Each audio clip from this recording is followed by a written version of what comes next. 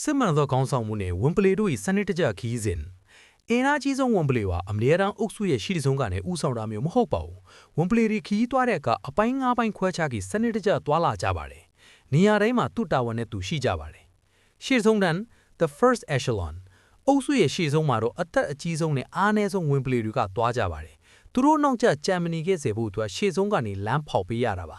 အကယ်၍ရန်သူနဲ့ထိတ်တိုက်တွေ့ရင်လည်းသူတို့ကအရင်ဆုံးရင်ဆိုင်ရမှာဖြစ်ပြီးအုပ်စုအတွက်အနစ်နာခါလို့အစင်သင့်ရှိနေသူတွေဖြစ်ပါတယ်ဒုတိယတန်း the second echelon သူတို့ရဲ့နောက်မှာတော့လူငယ်အားကောင်းပေါင်းဆောင်ဝန်ပလေတွေလိုက်ပါကြပါတယ်လင်းမြန်ဖြတ်လက်တဲ့သူတို့တွေကအုပ်စုရဲ့ရှေ့ပိုင်းနဲ့အလေပိုင်းကိုဘေးအန္တရာယ်ကနေကာကွယ်ပေးကြပါတယ်တတိယတန်း the third echelon ဒါဟာအုပ်စုရဲ့အရေးကြီးဆုံးအပိုင်းမှာဝန်ပလေမတွေနဲ့တားပေါက်လေးတွေရှိနေတဲ့နေရာဖြစ်ပါတယ်သူတို့ကအားနည်းဆုံးဖြစ်တဲ့အတွက်ဘေးအကန်းဆုံးနဲ့အကာအကွယ်အကောင်းဆုံးရတဲ့အလေဘုံမှာထားရှိတာဖြစ်ပါတယ်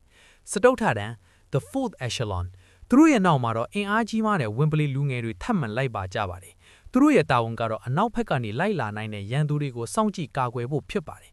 ငါအုပ်စုရဲ့ခေါင်းဆောင် the leader အုပ်စုအားလုံးရဲ့အနောက်ဆုံးမှာတော့ဝန်ပလေတကောင်တည်းတီးတန့်လိုက်ပါလာပါတယ်သူကတော့အုပ်စုရဲ့ခေါင်းဆောင် the wolf king ပါပဲသူဟာတည်ငြိမ်တဲ့အရာရာကိုစောင့်ကြည့်တယ်အခြေအနေကိုထိန်းချုပ်ထားပါတယ်တအုပ်စုလုံးကိုကာကွယ်ပေးနိုင်ဖို့အတွက်သူကအနောက်ဆုံးကနေလိုက်ပါလာတာထက်ပါတယ်စစ်မှန်သောခေါင်းဆောင်ဆိုတာအရှိကနေနေရာယူပြနေတာထက်မိမိရဲ့အဖွဲ့သားအားလုံးကိုဘေးကန့်အောင်နောက်ကနေပံ့ပိုးကူညီပြီးစောင့်ရှောက်သူမျိုးဖြစ်ပါတယ်